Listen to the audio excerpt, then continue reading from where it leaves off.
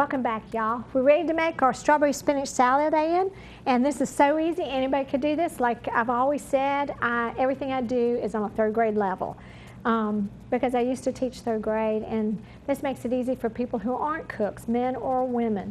I wanted to tell you, too, I do now have a website. It's marybethskitchen.com. And I wanted to start giving my verse. I have found out I have a lot of widows and people who aren't in best of health. And I would like so much each time to give you a scripture that's helped me through my widowhood. This one today is the one that I love so much. It's called Psalms 35. It says, "Weeping may endure for a night, but joy cometh in the morning." So ladies, those of you who are new widows and suffering widows right now, just know that one day the sun's going to shine again, and the weeping's going to stop, and you're going to have joy again. All right? Thank you so much. And now, we're going to make a homemade salad dressing here, okay? And we're going to cut up a little bit of red onion here. But let me do this with the lemon. Why don't you take that knife there? And I need, we got cucumbers here, fresh cucumbers. If you would slice that into halves and slice that into a half and do, small sliced halves for that. Half like this? No, like this? Yeah, that's right. And then do thin slices. And I'm going to do slices this way. Right. Yes, and we'll just just throw that in there, that half one, and leave the other one. And then I'm going to zest this with I think this is my Pampered Chef, might be my Tupperware one, I'm not sure. But I'm going to zest my lemon because we're going to make our own salad dressing here again. I've got another organic lemon. This way. Now I want you to do it like, let me show you. And just do it just like this. And do them real thin if you can, please. Now, if you're making a real big salad, I'd use the whole cucumber. And since Ann and I are just having a salad for lunch here and smoothies, we don't need quite as big. So, of course, I've got my ruffled bowl with my ruffled pitcher from Willow House. And y'all can always call me if you don't have a Willow House person, because I do know one. And I know a Pampered Chef person.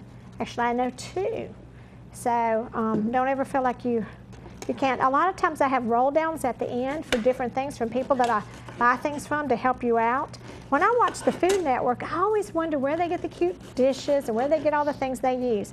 Now, we have our lemon zest in here. Now we're going to cut this, and we're going to squeeze our lemon. And I'm not sure what I did with my lemon squeezer here. Here it is. This is from Pampered Chef, and I love this because it keeps the seeds from going into the thing. And it's a little harder to squeeze it when you've taken all the skin off. But, Ann, what was that about using grains in that diet you were talking about? Okay. When I was in Beckett, Massachusetts for the week, they only served 2 beverages, green tea and barley tea. Really? And so grains were big. They cooked a lot of soup with barley. They made salads with quinoa. And why don't you explain what quinoa is? A lot of people might know. Quinoa looks like grits. It's a round grain, and it's kind of like couscous. They did things with couscous as well. They also, and it is the highest of protein of all the grains. Quinoa. Is it really? Yes. And so then they did things with brown rice, but never white rice. Yes, they take all the white away. And they would allow baking of bread if you ground your grain. If it was wheat berries and you grind it. And as you know, Mary Beth, you have to eat it in 3 days once you oxidize the grain. Yes, correct. That's exactly right. All right, a lot of people don't realize that. Now I'm adding sugar to the dressing. We've added toasted almonds, and you know how I am about Engel's nuts. It's by the produce department because this has no chemicals on these nuts, and they come from California.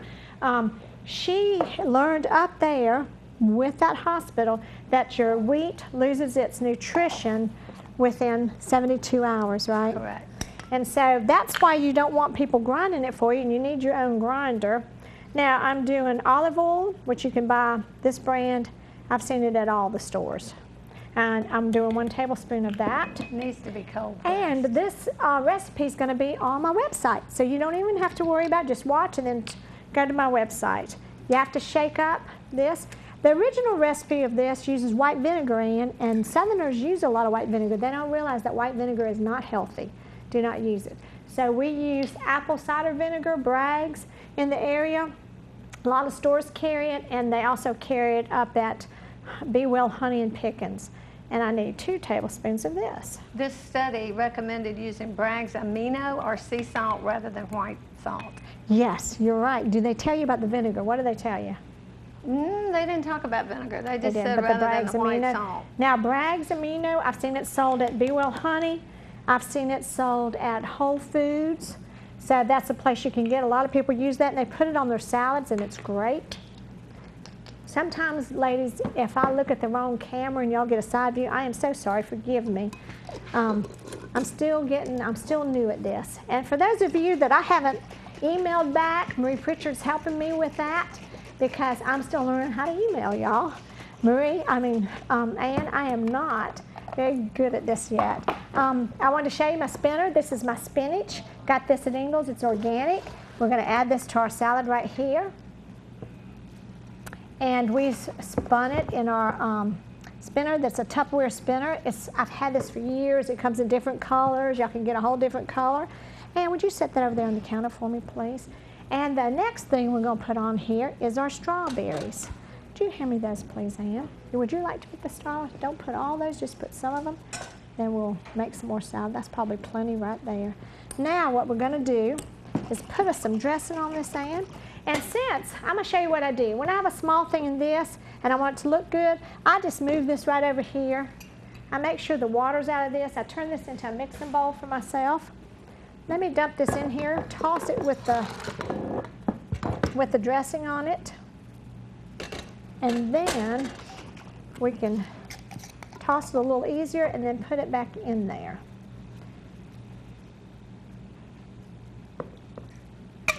Now, if you don't like as much lemon zest, you don't have to. You could do about a teaspoon or a half teaspoon.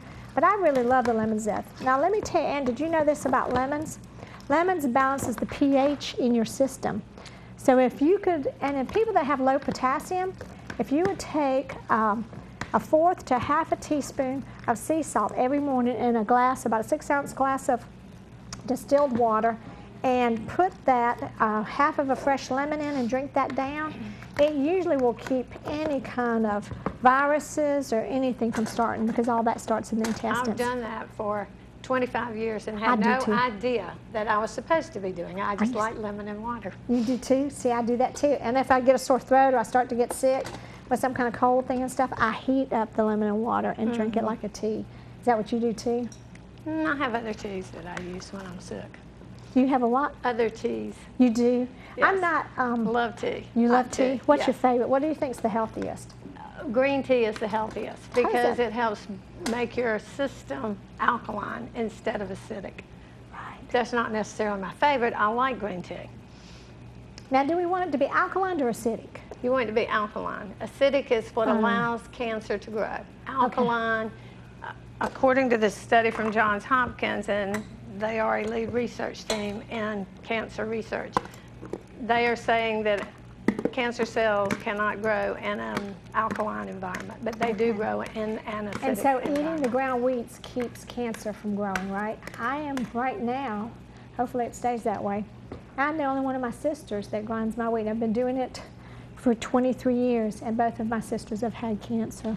I've only been doing it for 10, so you're a little ahead of me. I started way long ago. Okay, let's try this. You ready to try some food here? All right, yeah. Okay. We're going to go ahead and serve this up, and in just a minute we'll be taking a break, and we will be right back with y'all in just a minute. Now, did they say anything about nuts in that? Yes, nuts and seeds are recommended along with the veggies and the juice, and it says grains, seeds, nuts, a little fruit to put it in an alkaline environment, and also food including beans. They recommend soy milk instead of regular milk because milk creates mucus in the gastrointestinal system, and that allows cancer to grow. Let me ask you, what does it say about for people that this is a good diet for us without cancer? But how does it help somebody who has cancer? Supposedly, if the cancer cannot grow, and this is still in research, if it cannot grow in an alkaline system, then it would not spread. It would not grow as much.